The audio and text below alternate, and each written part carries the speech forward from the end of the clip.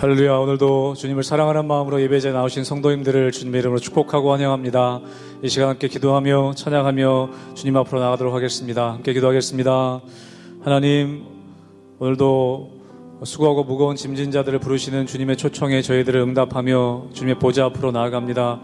우리의 모든 무거운 짐을 내려놓고 나아갈 때에 세임 주시고 참된 안식과 쉼을 주시는 주님을 경험케 하여 주시옵소서. 오늘 하루도 주님과 동행하길 원하오니 은혜 주시길 원하오며 감사하며 예수님 이름으로 기도하옵나이다. 아멘.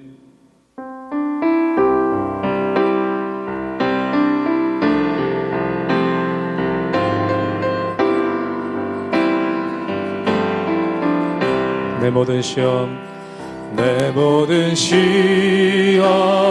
무거운 짐을 주 예수 앞에 아뢰이며 근심에 쌓인 날 돌아보사 내 근심 모두 맡으신 내 모든 시험 무거운 짐을 내 모든 시험 무거운 짐을 주 예수 앞에 아뢰이며 근심에 쌓인 날 돌아보사 내 근심 모두 맡으신 무거운 짐을 나 홀로 지고 무거운 짐을 나 홀로 지고 견디다 못해 쓰러질 때 불쌍히 여겨 구원해 주리 은혜의 주님 오직에 내 모든 괴로움 닥치는 환난 내 모든 괴로움 닥치는 환난 주 예수 앞에 아뢰이며 주께서 친히 날 구해 주사 넓으신 사랑 베푸신 무거운 짐을 나 홀로 지고 견디다 못해 쓰러질 때 불쌍히 여겨 구원해 주리 은혜의 주님 오직에 내 짐이 점점 무거워질 때 내 짐이 점점 무거워질 때 주 예수 앞에 아뢰이며 주께서 친히 날 구해 주사 내 대신 짐을 져주시 마음의 시험 무서운 죄를 마음의 시험 무거운 죄를 주 예수 앞에 아뢰이며 예수는 나의 능력이 되사 세상을 이기 힘주시 아멘 무거운 짐을 나 홀로 지고 견디다 못해 쓰러질 때 불쌍히 여겨 구원해 주리 은혜의 주님 오직에 무거운 짐을 나 홀로 지고 무거운 짐을 나 홀로 지고 견디다 못해 쓰러질 때 불쌍히 여겨 구원해 주리 은혜의 주님 오직에 무거운 짐을 나 홀로 지고 견디다 못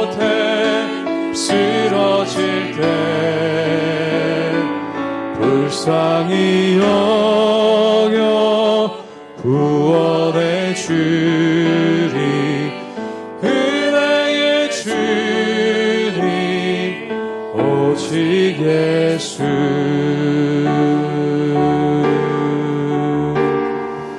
내 평생 사는 동안 주 찬양하리. 여호와 하나님 내 주를 찬양하리.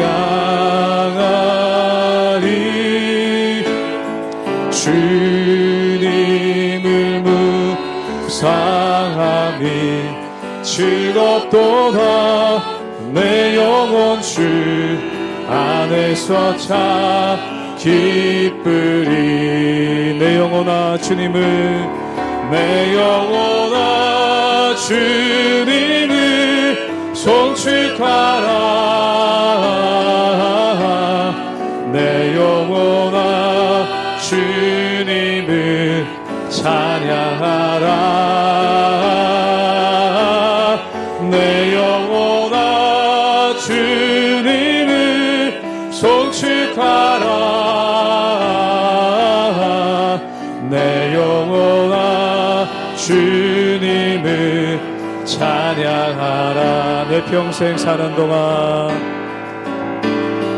내 평생 사는 동안 주 찬양하리. 여호와 하나님 내 주를 찬양하리.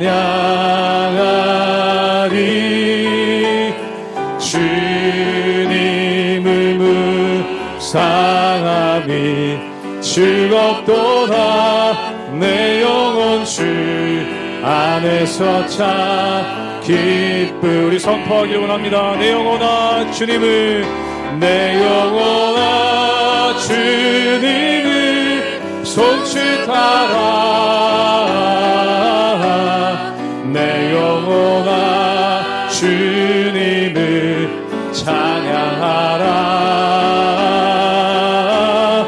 내 영혼아 주님을 송축하라.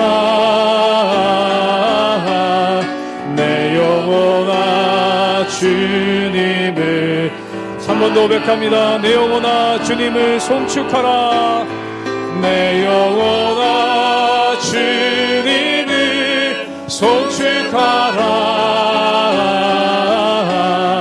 내 영혼아 주님을 찬양하라. 내 영혼아 주님을 송축하라. 내 영혼아 주님을 찬양하라.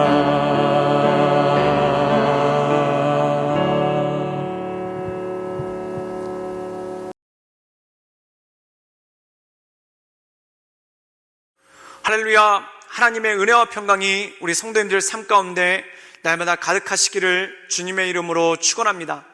우리가 이 세상을 살다 보면은 극한의 어려운 가운데 빠질 때가 있습니다. 그 극한의 어려운 가운데 빠졌을 때 나에게 손을 내밀어주는 사람, 또한 나에게 호의를 베풀어주는 사람이 있으면 그 사람은 다시 일어날 수 있고 또한 새 힘을 얻을 수가 있습니다.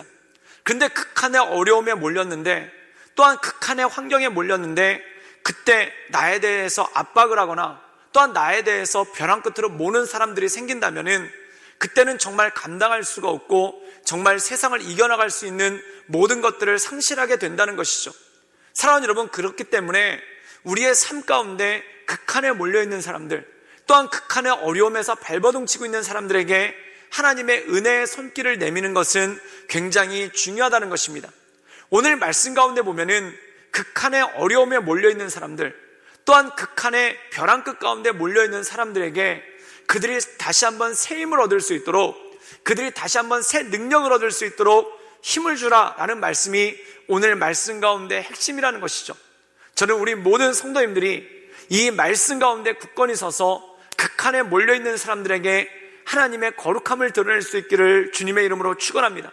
또한 이 말씀을 듣고 혹시 극한 가운데 몰려 있어서 어려운 가운데 있으신 분들이 있다면 이 말씀을 통해 새 힘을 얻는 하나님의 놀라운 축복이 있기를 주님의 이름으로 축원합니다.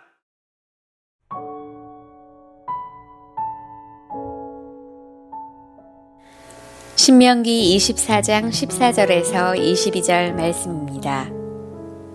곤궁하고 비난한 품꾼은 너희 형제든지 내 땅 성문 안에 우거하는 객이든지 그를 학대하지 말며 그 품삯을 당일에 주고 해진 후까지 미루지 말라. 이는 그가 가난함으로 그 품삯을 간절히 바람이라. 그가 너를 여호와께 호소하지 않게 하라. 그렇지 않으면 그것이 내게 죄가 될 것임이라. 아버지는 그 자식들로 말미암아 죽임을 당하지 않을 것이요 자식들은 그 아버지로 말미암아 죽임을 당하지 않을 것이니 각 사람은 자기 죄로 말미암아 죽임을 당할 것이니라. 너는 객이나 고아의 송사를 억울하게 하지 말며 과부의 옷을 전당 잡지 말라. 너는 애굽에서 종되었던 일과 내 하나님 여호와께서 너를 거기서 속량하신 것을 기억하라. 이러므로 내가 내게 이 일을 행하라 명령하노라. 내가 밭에서 곡식을 벨 때에 그 한 뭇을 밭에 잊어버렸거든 다시 가서 가져오지 말고 나그네와 고아와 과부를 위하여 남겨두라. 그리하면 내 하나님 여호와께서 내 손으로 하는 모든 일에 복을 내리시리라.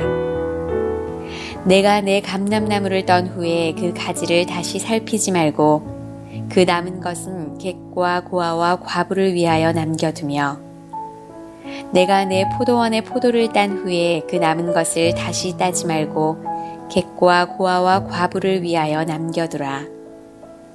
너는 애굽 땅에서 종되었던 것을 기억하라. 이러므로 내가 내게 이 일을 행하라 명령하노라. 오늘 말씀 가운데 보면은 품삯을 받고 일을 하는 품꾼에 대해서 얘기하고 있습니다. 여기 말씀에 나오면은 품꾼이란 어떤 사람입니까? 정말 말 그대로 하루 벌어서 하루 사는 사람들이 바로 품꾼이라는 것이죠. 그런데 이들이 일을 한 다음에 그 품삯을 받지 못한다고 생각해 보십시오. 그럼 그때 그들의 마음 가운데 오는 고통과 어려움은 굉장히 클 것입니다. 또한 우리가 세상에서 사회 문제를 겪는 것 중에 하나가 뭐냐면 일을 했는데 일을 한 것만큼 임금을 받지 못해서 힘들어하고 어려워하는 그런 사람들이 굉장히 많다라는 것이죠. 사랑하는 여러분, 세상에 가장 힘든 것이 바로 이것입니다. 내가 일을 했는데 그 일에 대한 대가를 받지 못할 때, 또한 내가 누군가에게 물건을 팔았는데 그 물건값을 받지 못했을 때 그것만큼 힘들고 어려운 것이 없다라는 것이죠. 또한 그것만큼 마음이 타들어가고 또한 그것만큼 마음이 힘들고 어려운 것이 어디 있겠습니까? 오늘 말씀 가운데 보면은 하나님께서 우리에게 주시는 말씀이 바로 이것입니다. 네가 만약 누군가에게 일을 시켰다면 그 사람에게 그 일에 합당한 품삯을 반드시 지불하라는 것입니다. 또한 네가 누군가에게 물건을 샀다면 그 물건값을 지불하는 것을 차일피일 미루지 말고 그 물건값부터 속히 갚으라는 것입니다. 그럴 때 하나님께서 기뻐하시고 온전한 그리스도의 사람으로 살 수 있는 능력이 그 안에 주어진다는 것이죠. 우리 함께 오늘 말씀을 함께 보시겠습니다. 우리 신명기 24장 15절의 말씀을 함께 읽도록 하겠습니다. 제가 읽겠습니다. 그 품삯을 당일에 주고 해진 후까지 미루지 말라. 이는 그가 가난함으로 그 품삯을 간절히 바람이라. 그가 너를 여호와께 호소하지 않게 하라. 그렇지 않으면 그것이 내게 죄가 될 것임이라. 사랑하는 여러분, 세상에 가장 힘들고 어려운 것이 바로 돈 문제입니다.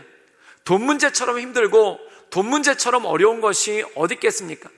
그래서 성경에서는 뭐라고 말씀하고 있냐면은 성도들 간의 돈 거래에 대해서 조심하라고 말씀하고 있죠. 또한 보증도 서지 말라라고 말씀하고 있습니다. 그리고 누군가에게 돈을 빌려줄 때는 아예 받을 생각을 하지 말고 준다라고 생각해야 마음을 유지할 수 있다는 것이죠. 그런데 중요한 건 뭐냐면 누군가에게 돈을 빌린 사람이 있다면 그 돈을 빌리려고 최선을 다해야 된다는 것입니다. 많은 성도들이 시험에 드는 것 중에 하나가 무엇입니까? 누군가에게 돈을 빌려줬는데 그 사람이 돈을 안 갚는 겁니다. 그럼 그 사람이 진짜 가난하고 진짜 힘들고 진짜 어려워서 돈을 못 갚는다. 그럼 이해할 수가 있죠. 그런데 이 사람이 돈을 빌려간 사람이 자기 할 거는 다 하고, 자기 먹을 거는 다 먹고, 자기 여행 갈 거는 다 여행 가고, 자기 누릴 거는 다 누리면서, 그러면서 돈을 안 갚는다고 생각해 보십시오. 그럼 이 돈을 빌려준 사람의 마음은 타들어가는 것 같고, 또한 이 돈을 빌려준 사람의 마음은 시험에 들 수밖에 없다라는 것입니다. 사랑하는 여러분, 품삯 세대에서도 그렇습니다. 어떤 사람이 어느 회사에 가서 열심히 일했습니다.